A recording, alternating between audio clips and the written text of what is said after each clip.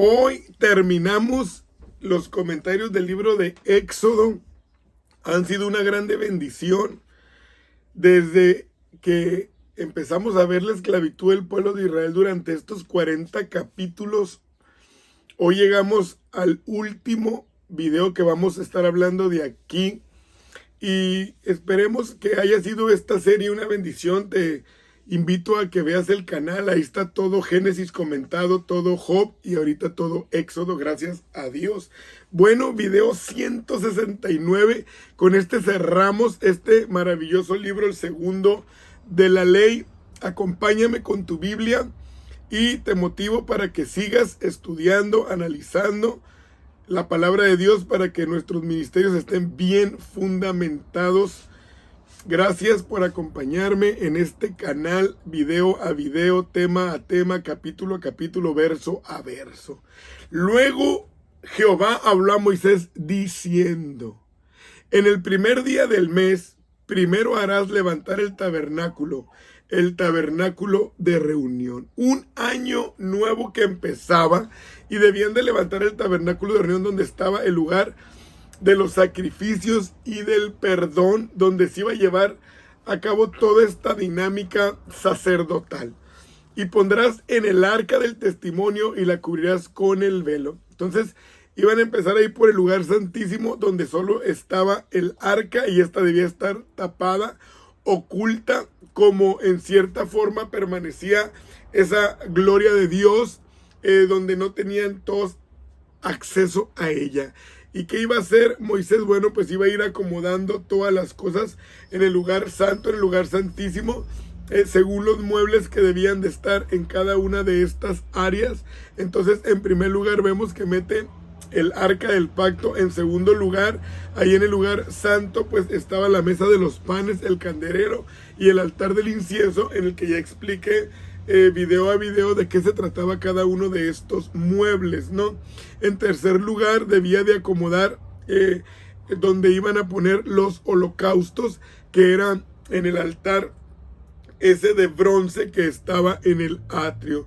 También después, en cuarto lugar, iba a poner la fuente de bronce, ya acomodando cada uno de los muebles como Dios le había mostrado. Ya estaban hechos, ya los habían elaborado estos hábiles constructores, y Dios le dice cómo debía ir acomodando las cosas, en qué orden. En quinto lugar, entonces ellos iban a armar el atrio, todo el perímetro, para que todo el pueblo fuera testigo de la construcción desde adentro hacia afuera, ¿no? Iban a ver toda la transparencia que había en la obra y en los ministerios de Dios.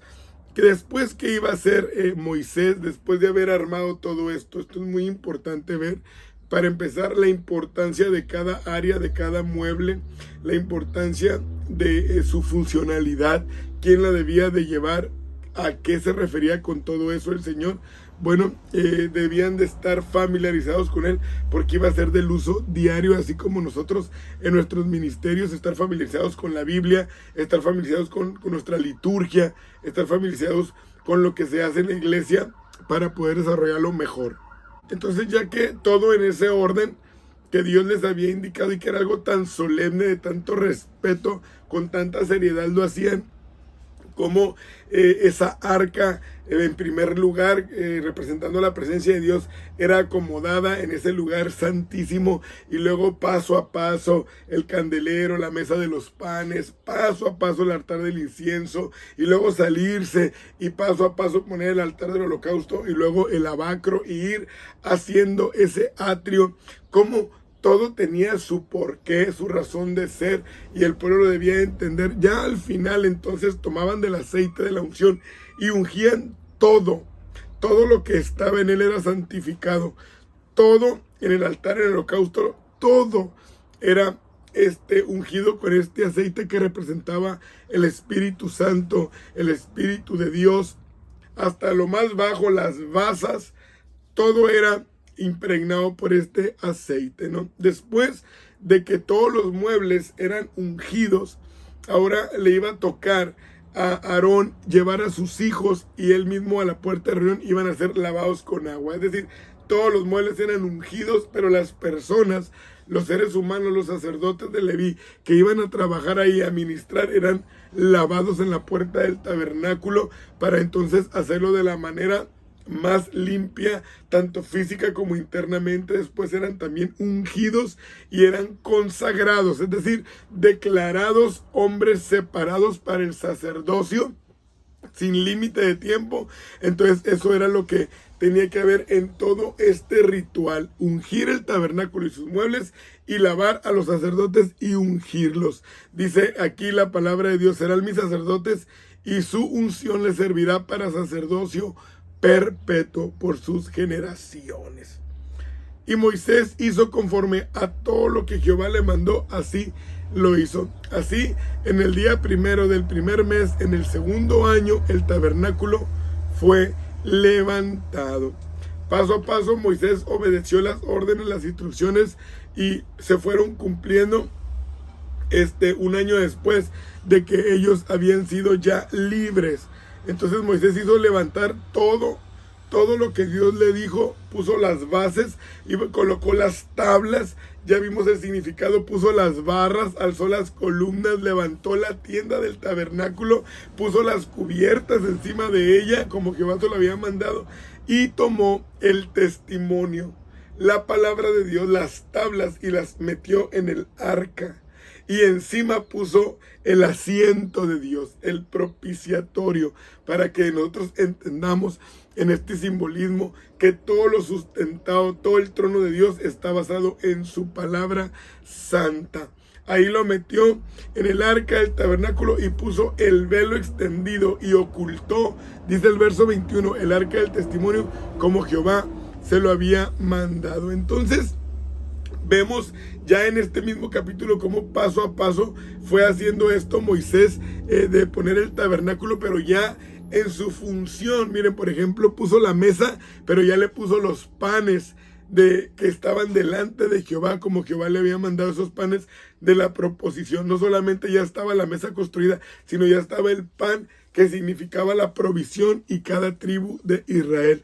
Puso también el candelero frente a la mesa, pero ya con las lámparas encendidas, como Dios se lo había pedido, es decir, que ya estaba alumbrando ahí en el lugar santo. Puso también el altar de oro detrás del velo, y ya empezaron a quemar incienso sobre él, es decir, empezó a funcionar todo este sistema ritual, todo este sistema religioso que Dios tenía para el pueblo, ya en función, ¿no? Qué impactante.